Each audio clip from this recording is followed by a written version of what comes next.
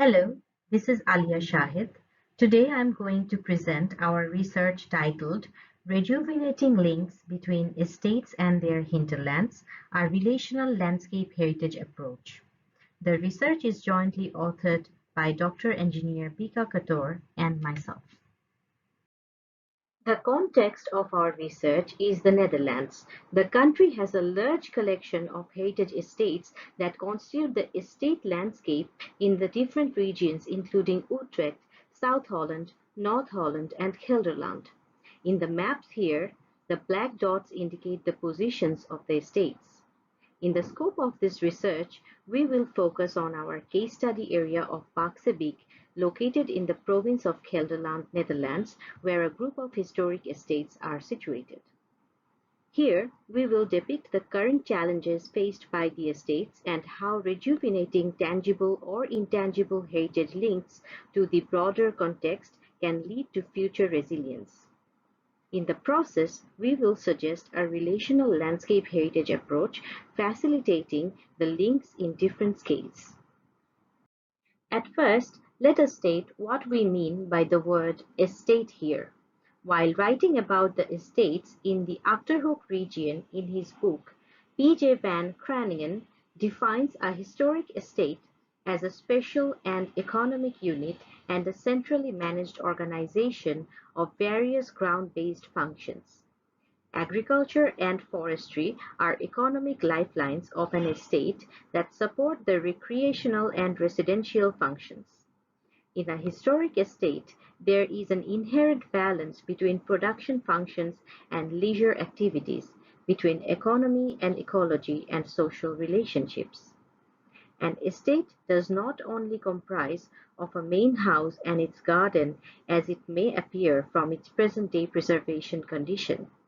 The idea of an estate also includes its relation to the larger cultural landscape. In this research, we have used the word hinterland to refer to the accumulation of agricultural lands and forests that were owned and managed by an estate for a certain period and which provided economic support to manage the estate. Historically, the estate's inner core and the outer hinterland had an interdependent relationship and numerous tangible or intangible links. The hinterland was not a secondary area, and the house garden with the hinterland together formed the whole entity of an estate. The primary function of the hinterland was production and economic generation, but the hinterland was also a valuable source of leisure and recreation. Today, the economic returns of the hinterlands have become inadequate to support the maintenance of the estates. Currently, most of the estates in the BAAKSE area are managed by different heritage preservation authorities. Therefore, the explicit links that once existed between the estate and hinterland and were integral part of these heritage landscapes are somehow lost now. Beyond the immediate hinterland, the estates had larger spatial and environmental impacts over the region in many ways. The estate owners were economically, socially, and politically powerful and influential. Some of them were great visionaries and had innovative ideas about land reclamation, new transportation, land and water management systems, agriculture, and forestry. In the region of ACHTERHOEK, the heritage constellations had a similar impact on BAAKSE brook system. Here, from an overlay map of the topography and the brook water courses from 1816, we can see the position of the estates with their water mills along the brook, which indicate that they wanted to harness and manipulate the power of water flowing in the brook for production purposes. Therefore, it is appropriate to consider them together as large-scale spatial constellations rather than isolated entities dispersed in a landscape. Although initially focused into individual objects or buildings, today with the growing awareness about the inclusion of the broader context, the conservation or attenuation of future resilience of a certain heritage place transcends both an individual focus point and a singular scale. A major drawback in the current conservation policy in Gelderland is the sole focus on the inner core of an estate, namely the main building and the garden, excluding the historical, tangible or intangible links with the immediate hinterland or the broader landscape. Here, we have two maps of the estate landscapes of BAAKSE BEEK area in Gelderland. The left side map here depicts the richly protected zones in the estate area along with their hinterlands, while the right side map depicts the richly protected areas of the inner cores of estates.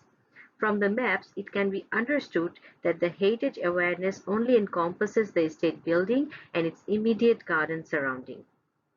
To acquire a deeper and holistic understanding of the estates as cultural landscape components and to make them resilient for the future, they cannot be treated as dispersed points in space. For harnessing the territorial influence of these heritage constellations, there is a need to reconcile the lost tangible or intangible links between the estates and the immediate surrounding hinterlands, between adjacent estate groups, as well as between the estate groups and the greater region. Not only the lost links, but the estates are faced with numerous other challenges at multiple scales. While focusing on an area-based approach regarding future protection of the heritage estates in the province of Gelderland, Inocastle Europe has addressed issues like pressure of tourism, climate change impacts including temperature rise and water scarcity, spatial fragmentation, the pressure of urbanization, etc. The present climate change-induced water scarcity in the estate grounds of ACHTERHOEK region in the province of Gelderland has repercussions in micro, meso and macro scales.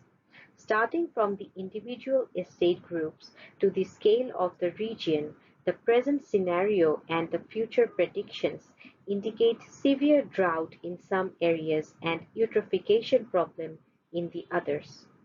Therefore, not only the estates, but the larger agricultural industry of the greater region is also at stake here. The existing problems pose the main question of our research, that is, can restoring the tangible or intangible heritage links create new possibilities regarding heritage preservation? Here, the idea of hinterland encompasses the immediate surrounding hinterland, the combined hinterland of adjacent estates, and the regional hinterland that builds up the context of these estate constellations. We explored this hypothesis in a research by design focusing on the estate landscape within our case study area, which is the water management area of BAAKSE BEEK, located in the province of Gelderland in a region called ACHTERHOEK.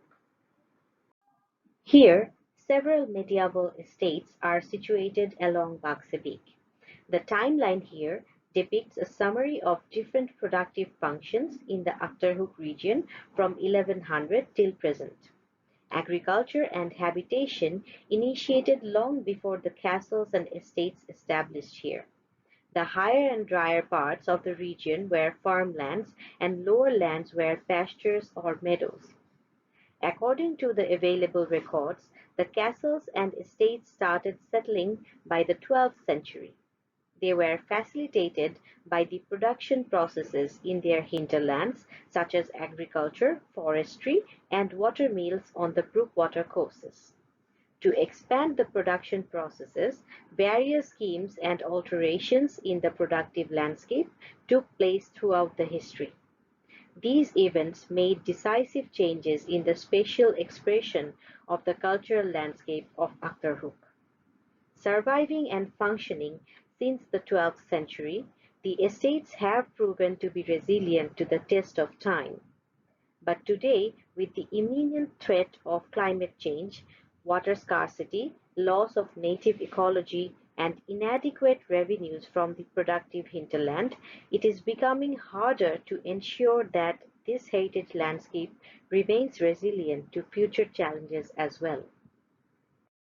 The microscale of our case study depicts estate de WIERSSE. At present, The conservation focus is on the estate building, garden, and landscape park. We can see the boundary of the estate's hinterland on the right side map here. The hinterland is just a backdrop and the earning from hinterland is not adequate, which means that currently the hinterland is not functioning as an active support system for the estate. As we can see from the left side image, currently the estate is suffering from severe water scarcity and eutrophication problem, especially during prolonged dry summer periods. Also, the lack of wetness in dry season hinders their agricultural production processes and affects local ecology and biodiversity. There is a missing awareness about the strong historical link between the inner estate and outer hinterland. Consequently, there exists a need to revalue the hinterland as an essential heritage component and address the missing link to the heritage estate. In the mesoscale, if we zoom into the smaller group of adjacent estates such as the Wildenborch, T. MEDLER, and T. WIERSSE, we can see that historically each of the estates were directly or indirectly related to the BAAKSE stream system as shown in the timelines here. But with the intensive drainage systems implemented by manipulating the natural brook water courses for water mills or agriculture, the connections were gradually lost.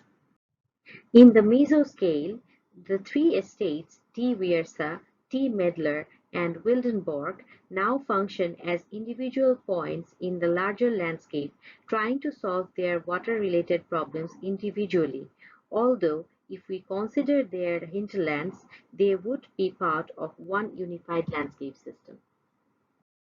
In the macro scale, we focus on the entire water management area of BAAKSE Peak. Here, the timeline depicts the gradual loss of sponge function in the BAAKSE Peak area, especially the eastern part of ACHTERHOEK from 1100 up to now. From the left to right, we can see the light and dark gray patches of wetlands and wet forests gradually vanishing from the region's map. In each of the progressing phases, we can follow the red lines on the maps to see how the natural water courses were redirected and manipulated artificially. In the last two phases, we also see intricate ditch networks dug for the purpose of thoroughly dewatering newly acclaimed agricultural landscapes, which were previously wet wild areas. Therefore, we realize that D. WIERSSE lies within a group of heritage constellations that suffer from water scarcity due to a faulty regional water management system that is further deteriorated by climate change.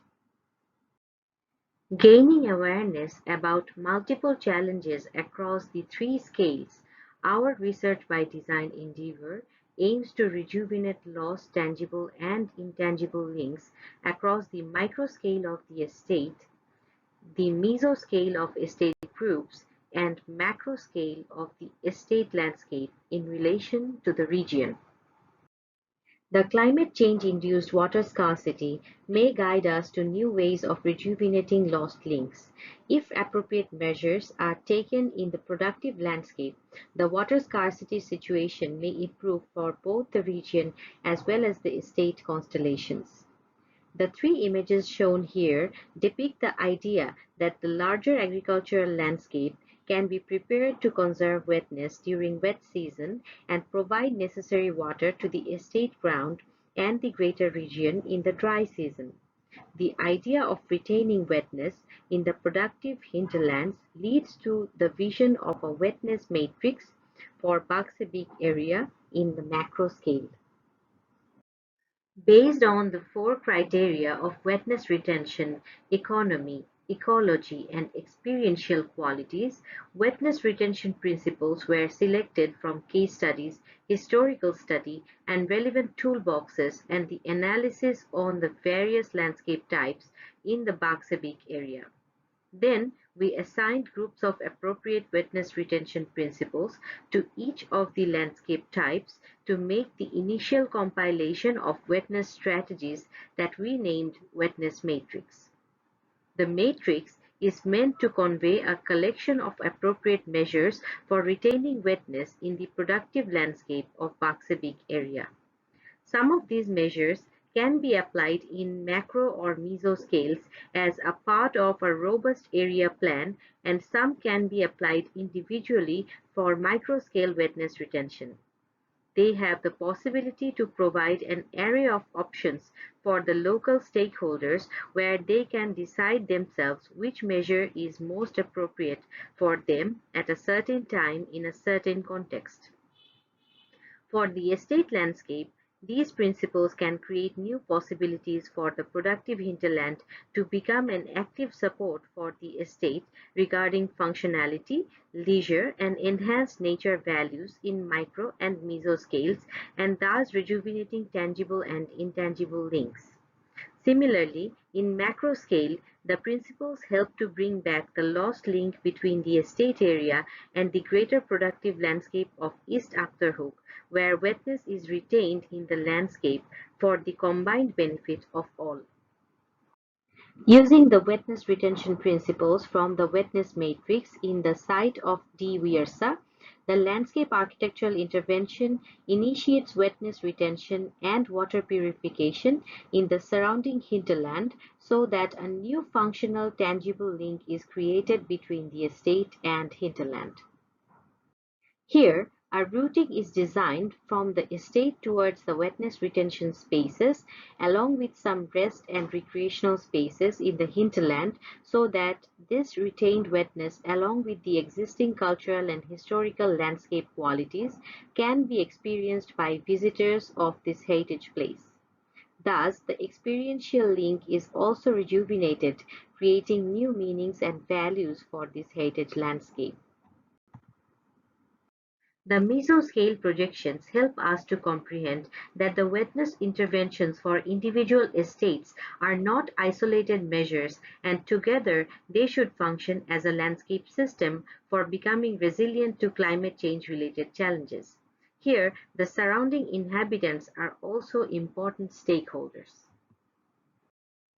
In the macro scale, applying large-scale wetness principles from the matrix, the lost wetness connection between the eastern part of ACHTERHOEK and the estate landscape on the west side can be re-established, ensuring water supply to the estate grounds all through the year. Along with the estates, the wetness conservation also benefits the agriculture, ecology, experiential qualities, and economy of the whole region. The macro-scale interpretation, along with the tentative wetness reclamation phases shown here, provide a basic understanding of what is expected in future and a vision towards which the entire region should work for. From our multiscalar relational landscape design intervention, here we have realized that the restoration of the links is not a hierarchical process but goes back and forth to create a wave of interdependencies. This wave of linkages is one of the key elements of ensuring resilience for the heritage constellations and the entire region against the present and future landscape challenges. Lastly, we want to focus on the broader impacts of this research. In this research, from the multiscalar landscape approach and design interventions, a major issue that has been addressed is the fact that heritage sites are not dispersed points in space. They are a part of the surrounding landscape, and the revival of their link to the broader context from micro to macro scales can ensure resilience towards threats like climate change, global warming, water scarcity, economical challenges, ecological degradation, and so on. The research and design emphasize on the experiential qualities and heritage value of cultural landscape and the role of landscape architecture in making these values explicit. This can be relevant for landscape architectural interventions in other locations with characteristic cultural landscapes. Thank you.